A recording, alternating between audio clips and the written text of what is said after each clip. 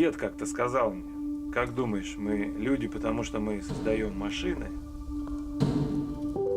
Или мы создаем машины, потому что мы люди? Глубоко, да?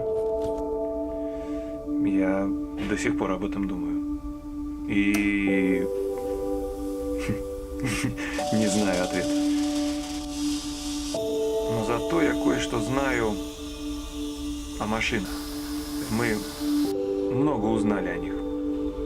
Об их ремонте. И о людях, кстати, тоже.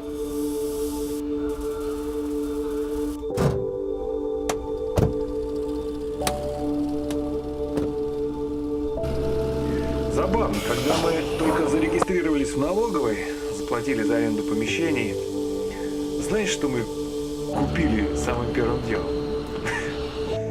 Думаешь, инструменты для ремонта? Или, может, там сварочный аппарат? Или запчасти? Принтер. Ёбаный, сука, принтер. Вот так вот. Я так скажу. Если сможешь открыть бизнес в России с нуля и продержаться хотя бы 3-4 года, то ты большой молодец. А вот если не закроешься через 7-8 лет, то тебе уже по большому счету все нипочем. И вот когда мы начинали, мне казалось, что это что-то вообще неподъемное, непосильное, что-то такое типа подвига, что ли. А сейчас я понимаю, что это было самое лучшее время. Не в том смысле, что сейчас плохо, конечно, нет. Просто было как-то очень легко. Бегали на коленах, руки мыли из канистры. Когда у тебя ничего нет, ты не понимаешь, что на самом деле у тебя есть все. Открыты все дороги, и ничего не страшно. Вообще, главное не бояться ничего.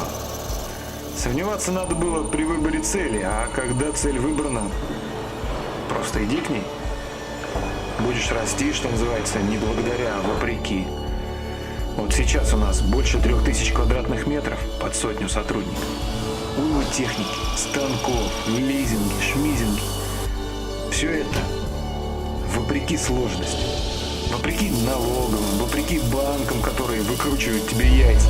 Вопреки всему. Все это благодаря людям. Людям, которые идут к своей цели, которых так просто не сломать.